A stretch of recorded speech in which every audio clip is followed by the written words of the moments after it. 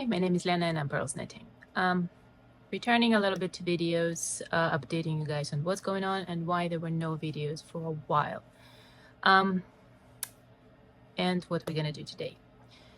So, why there were no videos? I am in severe pain. Doctors are trying to find out what's going on with me and figure out what to do.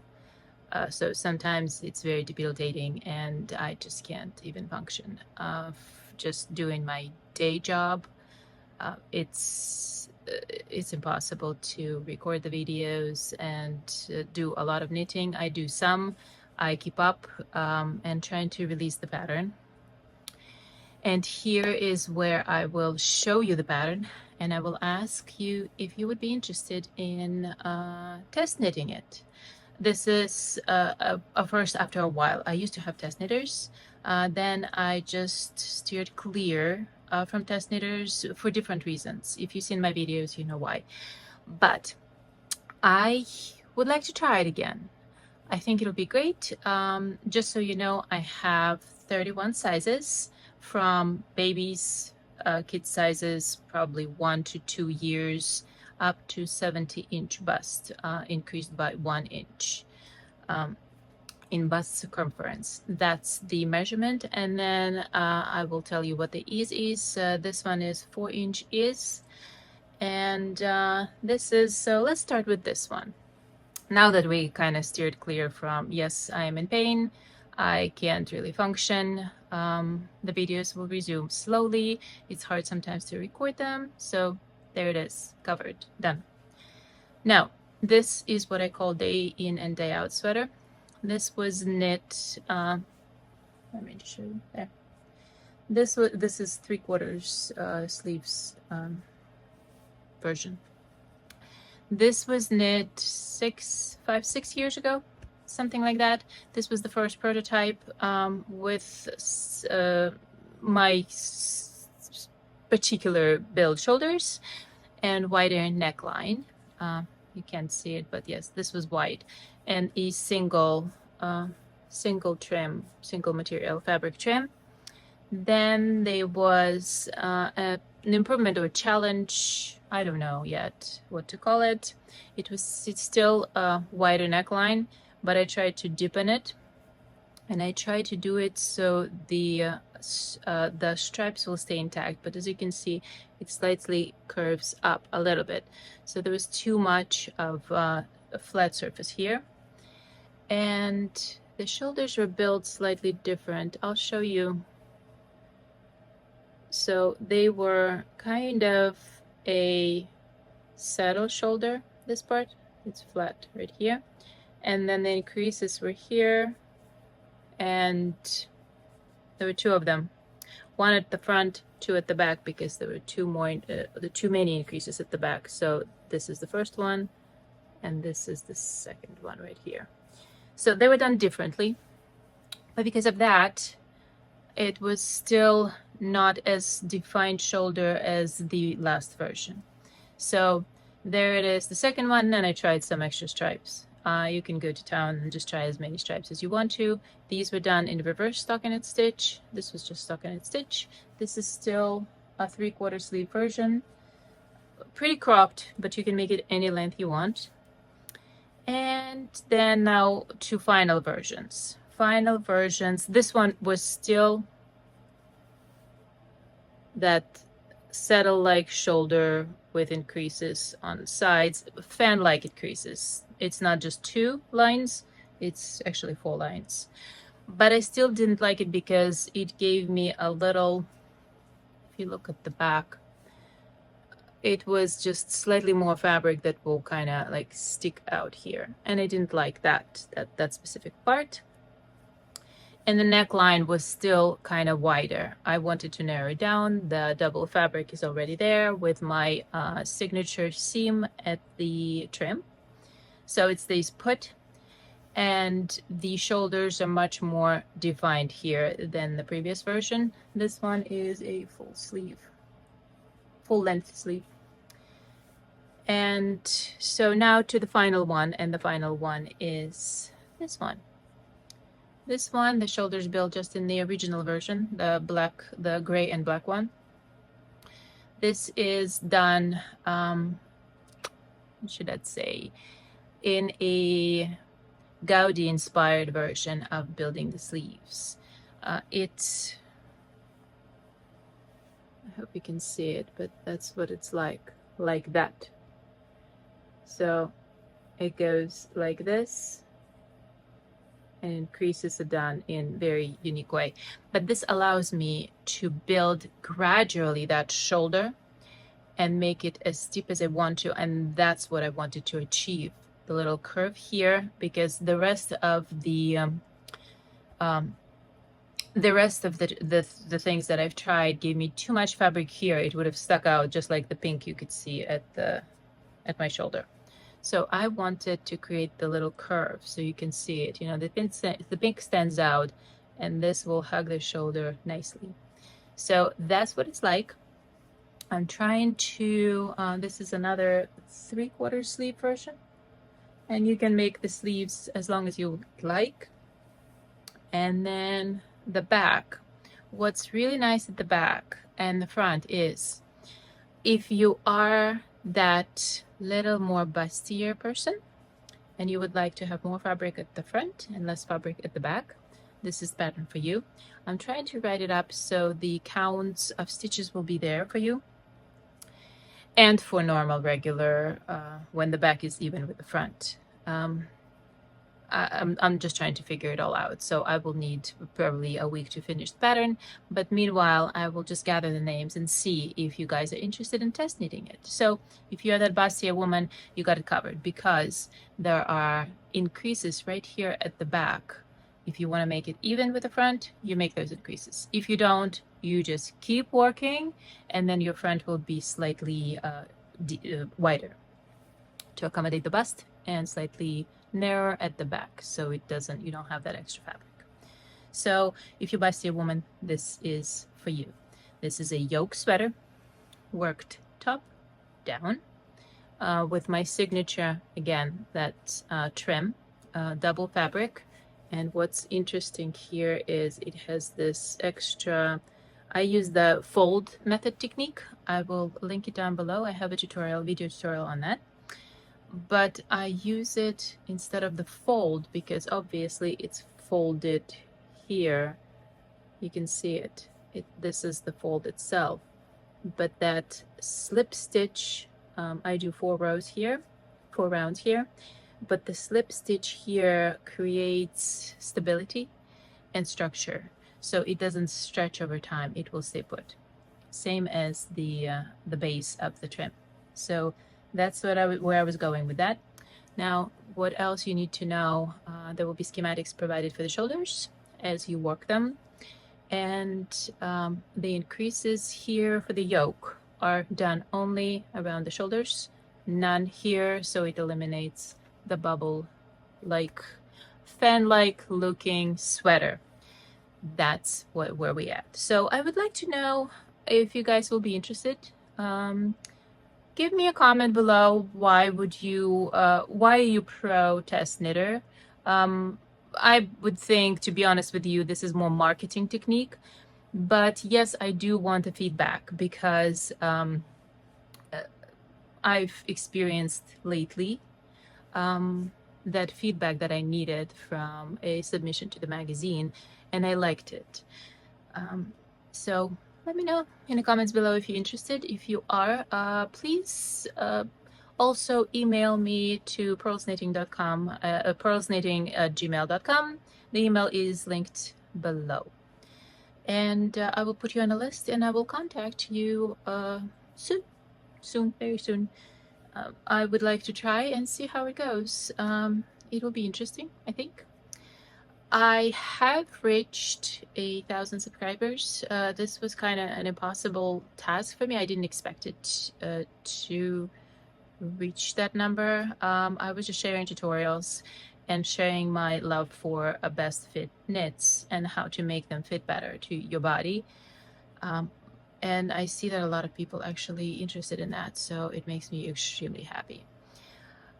The next video would be I'll tell you what the next videos will be. The next video, and in one of the next videos, probably a week from now, I can't promise anything because of the pain, so bear with me. But I would like to do another giveaway. Why? Because the next video that I plan will be a ChiaoGoo updated review on storage solutions, on the sets that I have, how they compare to some other sets, what I think about them, what are the best qualities of ChiaoGoos, and why I would never give them up unless something really better comes on the market. But I think the ChiaoGoos are one of the best needles on the market. I will share with you what is my second best. So I would like to give away this Twist Minis 5-inch set. Most of you probably will have normal set. That's why I decided to go for this one, because this is a luxury, and unless this is sock knitting or sweater knitting, but tiny needles. So this is the set of sets of 5-inch needles from 000 to 1.5 millimeter needles. So from 1.5 millimeter needles to 2.5 millimeter needles with the red flex cables. I'll post a picture of what it includes, and I will describe it in that video too, because I do have a set of 4-inch and 5-inch minis, and I enjoy them.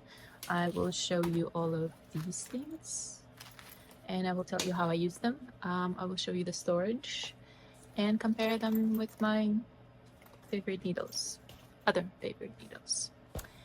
So this is basically it. This is going to be a short one, only because of just what is happening with me now.